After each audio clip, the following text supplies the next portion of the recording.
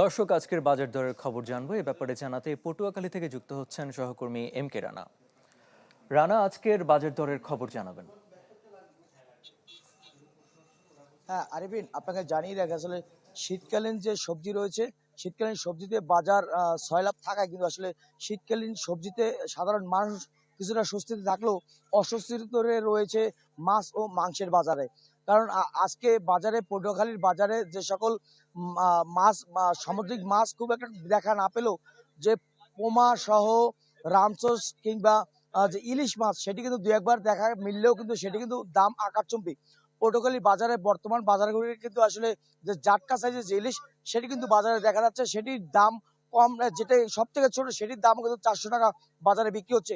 এরপরে 400 থেকে 450 গ্রাম যে ইলিশটির ওজন, সেটা কিন্তু পটুয়াখালী বাজারে 800 থেকে 850 টাকায় বিক্রি হচ্ছে। এছাড়া পটুয়াখালীর বাজারে যে মাছ ও মাংসের বাজার রয়েছে, খাসির মাংস যেমনটা বিক্রি করা হচ্ছে 1200 থেকে 1300 টাকায়, গরুর মাংস যেটি রয়েছে সেটি কিন্তু বাজারে বিক্রি করা হচ্ছে 750 থেকে 800 টাকায়।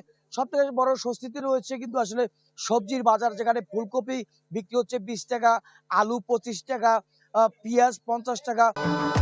ভবিষ্যৎ হোক নিরাপদ, বিনিয়োগ হোক বিশ্বস্ত, আর আমার পছন্দ সল্ট বে। ওয়েলকাম টু সল্ট বে। এছাড়া সাধারণ মানুষ যে চাল রয়েছে, যে মিনিকেট চাল রয়েছে, সেটা কিন্তু 1900 টাকা 25 কেজি যে বস্তা রয়েছে, সেটা কিন্তু 1900 টাকা দরে বিক্রি হচ্ছে। এছাড়া তেলের দাম অপরিবর্তিত রয়েছে, 195 টাকা লিটার কিন্তু পটুয়াখালীর বাজারে বিক্রি হয়েছে।